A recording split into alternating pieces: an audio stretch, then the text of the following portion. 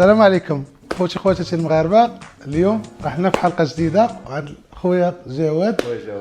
السلام عليكم الحباب، كي دايرين؟ لاباس عليكم؟ هانيه، الامور طيبه، كلشي بخير. اول حاجه رمضان مبارك سعيد بالصحه والسلامه وطول العمر.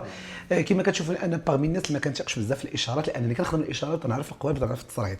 بيان سور واحد النهار كنقلب في الانستغرام ودابا كما كتشوفوا كنعاود الفيلا ديالي كنفرجها وداك الشيء، وانا شوف الصديق اخويا املو داير واحد الفيديو ديال الماطله داز على دكاكه. يعني انا من دوك الناس اللي صعيب تقنعني. بيان سور تواصلت معاهم بيان سور، وكان الرد ديالهم جميل جدا، وجابوا لي هذا الماطله كما كتشوفوا.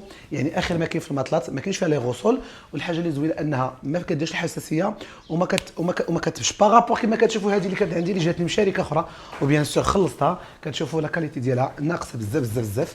انتم كتشوفوا نديرو حنا هادشي ديال يعني فيها لي روسول، والوقيته اللي كتنعس كتحس بان داك الحديد تيدكك.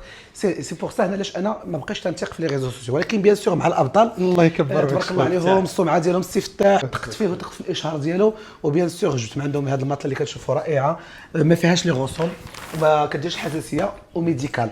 بزاف الناس يكون عندهم والديهم كبار، ولا كيكونوا هما عندهم مشكل في العمود الفقري، ولا يكون عندهم مشكل في الرقبه ديالهم. يعني خصكم تعرفوا ما عندهم تشريو المنتوج اللي يستحق انكم تدخلوا لداركم. ما بيان سور ابطال كل شيء عندهم 100% صحيح. انا تنقول لكم مثلا راني صايم، ما تنكذبش عليكم. والحمد لله تعرفت على السي الله يكبر بك خويا جا عندي خصيصا باش يتعرف عليا.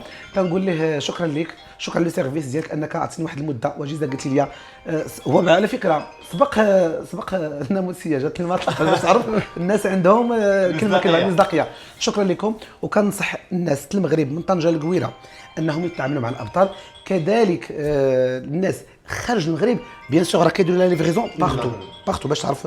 ودون الماروك ايور ديال المغرب الناس تيقوا فيا، وماشي اشهار ولا زعما انا تنقول كلمه حق. ومني شفت القروه دازت على الكاكا. حنا ماشي القروه، حنا القروه شتا دازت على هذا وتنفخ. راه ما يمكنش. انا هذه شتا بزباله فلوس، شتا بزباله فلوس وما نقولكش تدراك تيدك اي تدير هكا اي.